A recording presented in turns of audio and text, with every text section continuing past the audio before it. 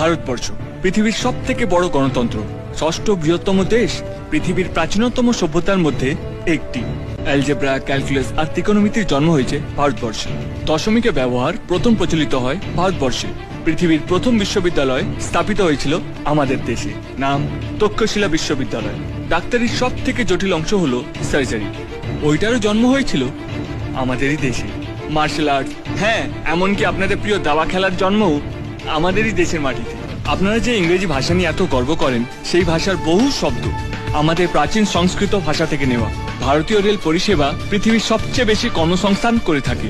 ভারতবর্ষ পৃথিবীর 90টি দেশে সফটওয়্যার রপ্তানি করে থাকে। ভারতবর্ষের সেনাবাহিনী পৃথিবীর তৃতীয় বৃহত্তম। তবু আমরা কোনো দেশকে আক্রমণ করি না, তার কারণ এই দেশ মহাত্মা গান্ধী, রবীন্দ্রনাথের দেশ। এই দেশের শান্তির বাণী ছড়িয়ে পড়েছে সারা বিশ্বে। এই দেশ সিবি রমন, সত্যজিৎ রায়, অমর্ত্য সেনের দেশ, যাদের জ্ঞান